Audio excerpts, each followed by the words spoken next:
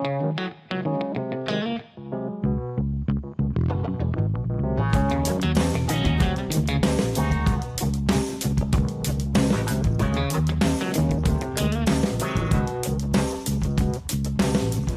guys, welcome back to TV Spoilers. Today I'm going to reveal to you the surprises Sharon is facing.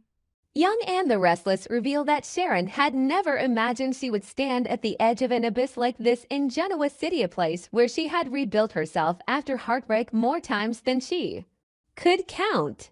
But this time was different.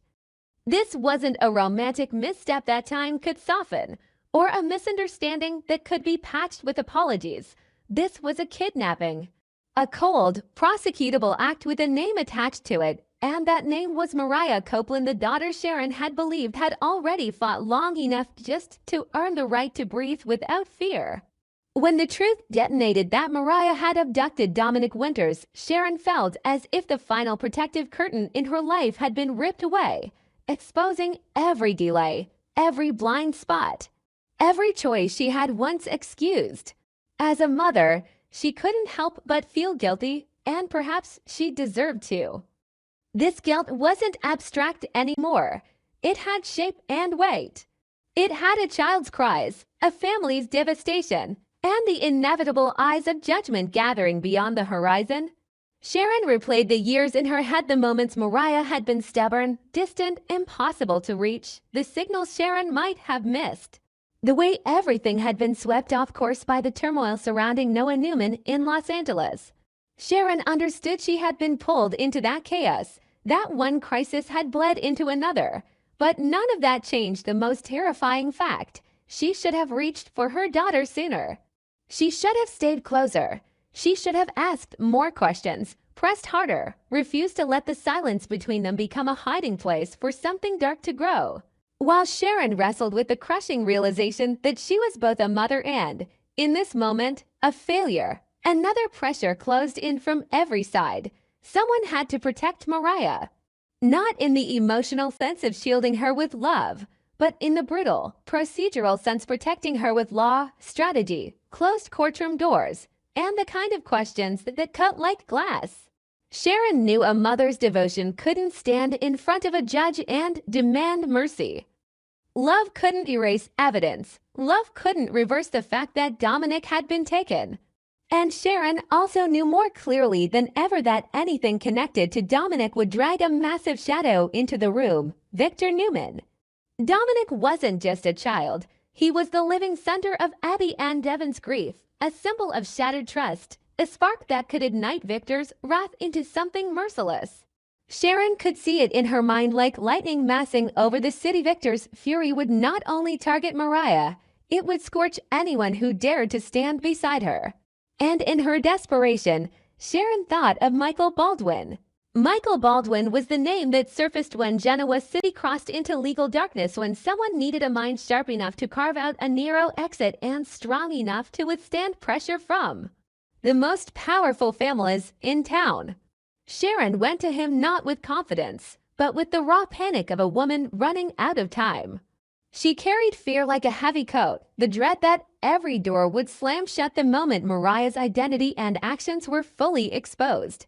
She didn't come to tell a dramatic story. She came because the hearing was approaching, because each eye that passed pulled Mariah closer to a sentence that could swallow her whole.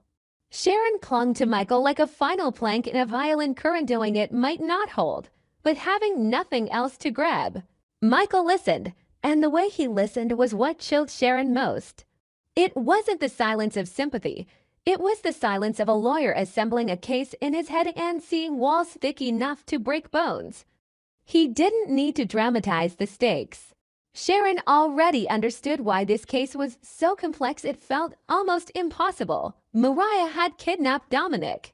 Mariah carried a history that was not simple, not clean, not easy to explain in a courtroom. And Mariah, whether fairly or not, would be seen as the woman who stole Victor Newman's grandchild. In Genoa City, that single phrasing could turn the entire town into a jury before the trial even began. Sharon knew asking Michael to defend Mariah meant pulling him into a war not only against the prosecution, but against public rage, against family power. and against the instinct for vengeance that was already burning in the hearts of those who loved Dominic. Then the thing that both relieved Sharon and terrified her happened. Michael agreed to take Mariah's case, but his yes was not a gentle rescue. It came with conditions that felt like ropes tightening around Sharon's throat. Michael did not offer her the comfort of choosing what to reveal and what to protect. He demanded total cooperation, and total from Michael Baldwin was never a casual word. Sharon and Tessa would have to open every door, place everything on the table, refuse every impulse to soften the truth, and surrender every secret that could later return like a weapon in court. Michael required them to disclose Mariah's full history of mental illness, every diagnosis, every episode, every detail they might prefer to keep private. Not to humiliate her, not to satisfy anyone's curiosity, but to build the only defense Michael could see with even a chance of survival, a strategy grounded in Mariah's unstable mental state. Yet that path carried its own cruelty. It meant turning the most intimate parts of Mariah's suffering into legal material. It meant letting strangers examine her pain like evidence. Sharon heard each demand as if she were being forced to swallow shards of glass. Part of her wanted to protect Mariah in the most instinctive way possible, to keep her from being stripped bare in front of a city that loved to label and punish. Sharon feared that exposing Mariah's mental health history would not only shake the legal case, but also freeze Mariah forever in the public mind as damaged, dangerous, or crazy. Sharon feared the whispers, the smug certainty of people who would say she was always like that.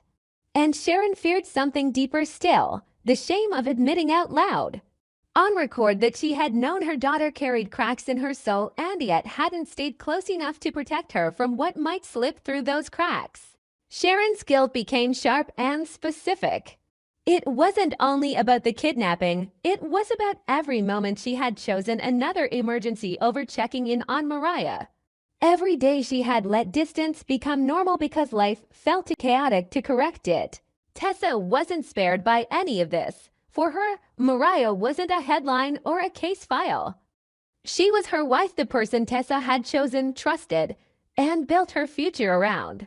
Now that future hung above a courtroom like a blade, and Tessa was being asked to dig into the private history of the woman she loved and hand it to a defense strategy. The pressure on Tessa was brutal. If she cooperated, she might feel as if she was exposing Mariah.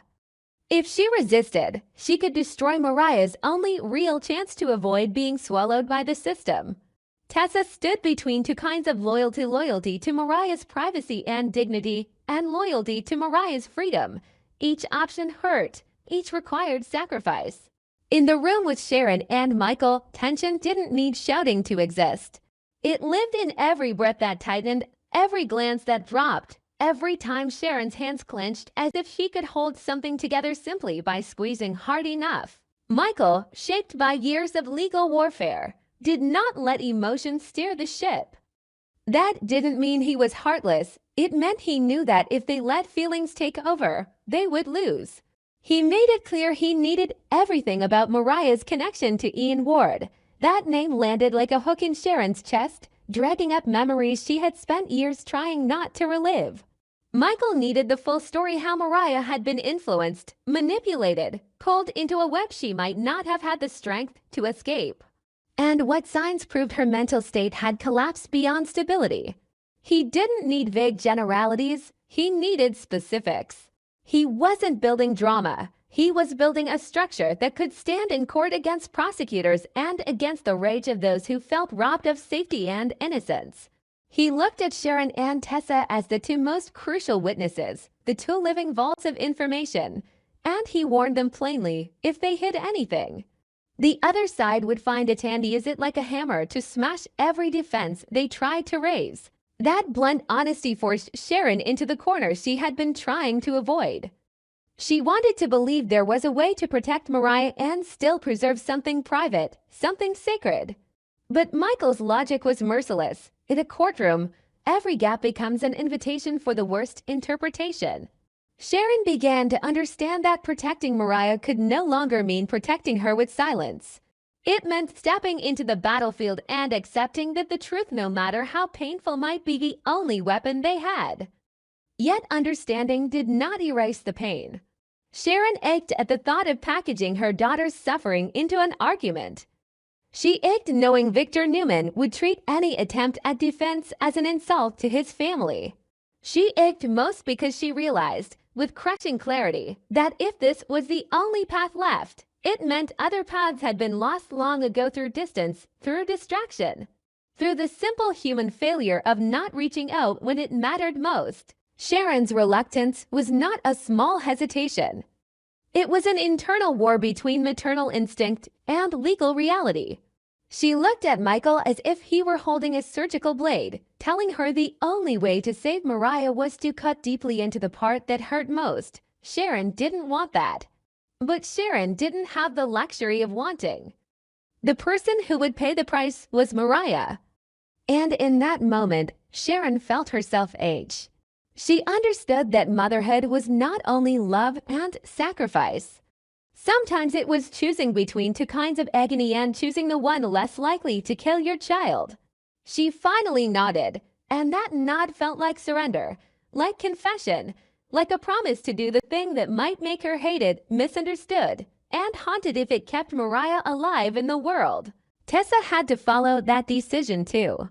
She knew Mariah might feel betrayed if the secrets were exposed, but she also knew Mariah would not survive this process if they walked into court with half-truths and careful evasions. Tessa forced herself into a kind of strength she hadn't known she could carry, not the strength of numbness, but the strength of enduring cruelty in the name of hope. Loving Mariah suddenly felt heavier, like holding someone who is falling and choosing to pull them up even when it tears your hands apart. From that point forward, Sharon and Tessa were no longer preparing for an emotional fallout. They were preparing for legal war. Nobody said, "Tomorrow will be fine." They only faced the grim truth. Tomorrow had to be survived.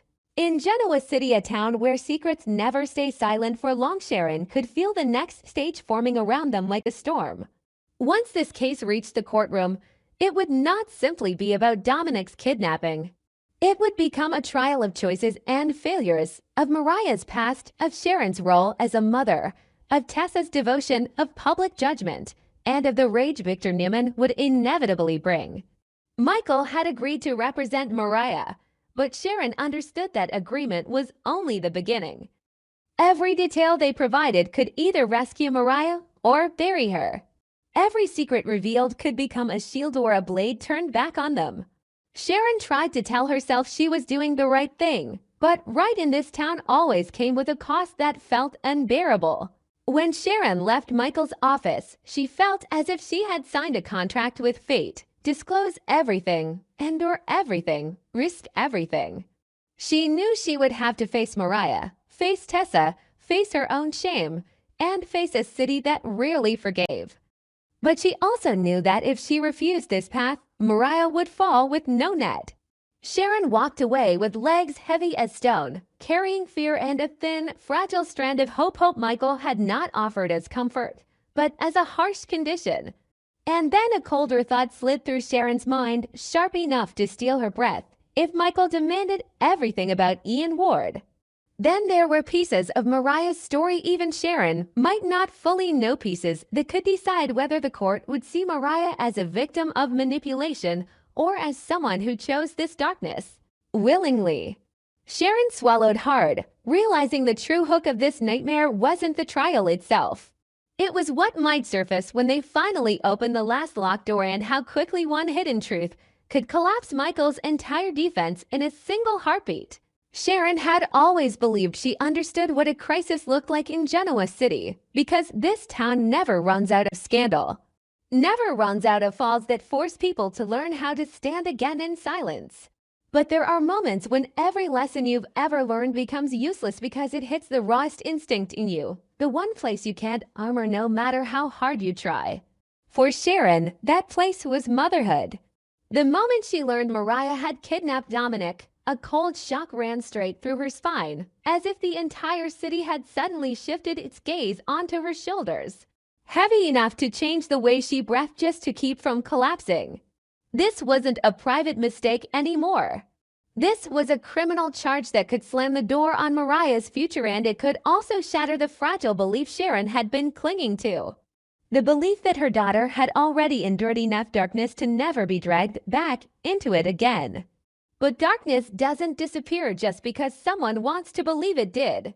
Sometimes it only retreats, grows more patient, more cunning, and then erupts at the exact moment you think you're finally safe. In her desperation, Sharon went to Michael Baldwin the way a drowning person reaches for the last solid thing in sight.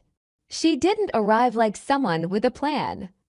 She arrived like someone fleeing a tidal wave. Sharon knew Michael wasn't a man who took cases out of sentiment, and he certainly wasn't the kind of attorney who would gamble his reputation on pity. In Genoa City, Michael was like a heavy door. If you wanted it to open, you had to accept the grinding sound of the hinges. And you had to accept that what was behind it wasn't comfort, it was a surgical room where everything would be cut open, inspected, and stitched back together in whatever way best ensured survival. Sharon came to him with a rough, urgent hope. She needed someone steady enough not to flinch, stubborn enough to face a city's fury, and sharp enough to carve out a defense when every exit felt sealed. Michael listened, but the way he listened made Sharon feel as if she were standing in front of a cold wall. It wasn't because he lacked empathy. It was because he was measuring every detail like someone who understood that one wrong move could crush them all. He emphasized how complicated this kidnapping case was, especially once Mariah was fully exposed and there would be no gray area left to hide in. Sharon understood that all too well. The moment Mariah's name hit the headlines, the moment the story of Dominic being taken got retold in the most sensational way possible, Mariah would become a symbol of betrayal and danger. In Genoa City, people don't judge one act. They judge a whole history, a whole web of relationships, and every sin that was once forgiven. And Mariah's past was already complex enough that anyone who wanted to condemn her could twist it into a verdict before the trial even began.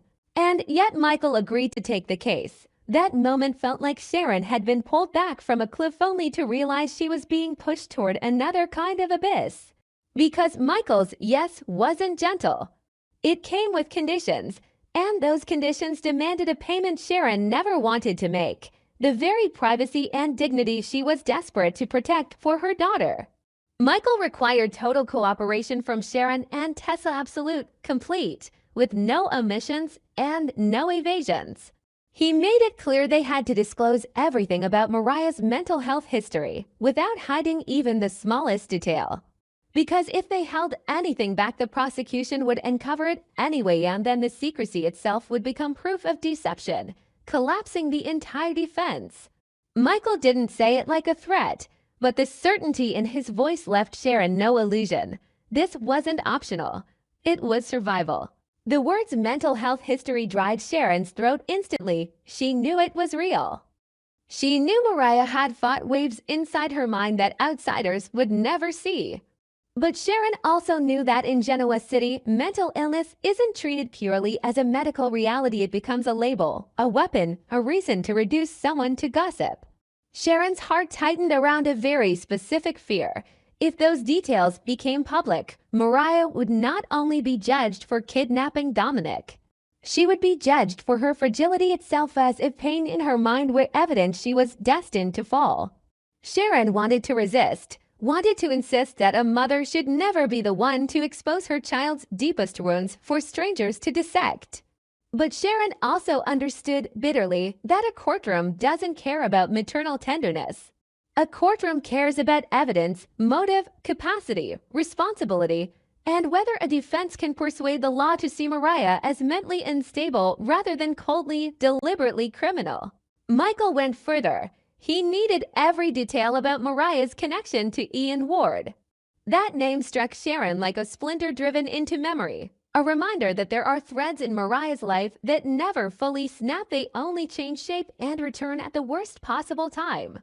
Michael needed to know how Ian had influenced Mariah, how deep that connection ran, and whether there were signs Mariah had been manipulated, triggered, pushed into a state of instability so severe she acted beyond control. His purpose was clear and unsentimental: to build a defense strategy rooted in Mariah's compromised mental state. That path might spare her the harshest outcome, but it also demanded something brutal from them. They had to speak aloud what they'd been trying to keep inside the family, things that felt humiliating, painful, terrifying, simply because saying them made them real in a way silence never did. Sharon began to split in two. One half of her wanted to protect Mariah from every invasive glance, from being turned into a file instead of a human being. The other half knew that if she rejected Michael's terms, they would walk into a war unarmed. Sharon felt guilt cling to her like wet mud, because somewhere deep inside, she knew this didn't fall from the sky. There had been gaps between mother and daughter, moments when Sharon had been pulled into other fires and convinced herself Mariah was strong enough to stand alone. Sharon had told herself Mariah was grown, Mariah had Tessa, Mariah had survived the worst. But now, facing the demand to reveal every medical and psychological detail, Sharon felt a different kind of pain. Speaking it meant admitting those dark years had never fully disappeared, and admitting that perhaps she hadn't stayed close enough to notice Mariah slipping again. Tessa was caught in the same vice. As Mariah's wife, she didn't want their most private truths turned into legal tools. Some things a spouse wants to keep sacred, not out of shame, but because that intimacy is the purest form of trust. Yet Tessa also knew love couldn't play attorney. Love couldn't stop the prosecution from asking questions. Love couldn't testify instead of facts. Tessa faced crushing pressure as she prepared to reveal secrets Mariah might not even be ready for the world to hear. Every confession they considered felt like a wound opening. Was she saving Mariah or hurting her more? The answer was never clean, because in real life, saving someone sometimes means accepting a lesser cruelty to prevent a greater destruction. Michael offered them no comforting fantasy. He demanded total cooperation because he knew the opposition would show no mercy. He knew public opinion would not soften. He knew that once Mariah's name was tied to Dominic's, Genoa City would want a clean ending, and clean endings in this town usually mean punishment. Michael needed every detail so he could control the narrative before it controlled them. Sharon felt that harshness like cold wine in her face, and yet she also felt the one thing that kept her upright. This was a plan. A painful plan, but still a plan, something firmer than the shapeless panic she had been carrying for days. In the end, Sharon reluctantly accepted every condition Michael set. That reluctance wasn't weakness. It was the weight of understanding what it would cost. She knew exposing Mariah's mental health history could save her from the worst sentence, but it could also stamp her with a permanent mark in the public eye. She knew bringing Ian Ward into the open could prove manipulation, but it could also drag a flood of darkness back into Mariah's life, drowning the progress she'd fought so hard to make. Sharon accepted because she had no other choice, and because in that moment, motherhood overcame fear of judgment. From there, their family entered a kind of preparation no one ever wants to experience. It felt like preparing for a war where nobody is sure they'll survive with their heart intact. Sharon had to learn to speak about her daughter in legal language, something that hurt like betrayal. Tessa had to learn to describe private realities she once swore she would protect. Michael had to stand in the middle, both protector and the one forcing them to face what they had spent years avoiding. The tension didn't come from loud voices. It came from the heavy silence between them, the awareness that one wrong statement, one forgotten detail, one tiny concealment could become the moment everything ends. And if I'm honest, the most haunting part of this story isn't the charge or even the trial date. It's the deeply human helplessness of loving someone so much you're willing to do anything, then realizing that anything might still not be enough to undo what has already happened. Sharon doesn't only fear losing Mariah to prison. She fears losing Mariah to a version of herself Sharon can't recognize anymore. She fears that whether they win or lose, nothing will ever return to what it was. Maybe that's the real tragedy in stories like this. The law can issue a sentence, but no sentence can measure what fractures inside a mother when she is forced to expose her child's wounds just to buy a chance at survival. Sharon stepped away from that decision feeling she had done what was necessary, yet also feeling she had lost a piece of her faith in fairness. Genoa City suddenly felt colder not because of the weather, but because of the eyes that would soon turn on them. And still, the reason no one can look away is what comes next.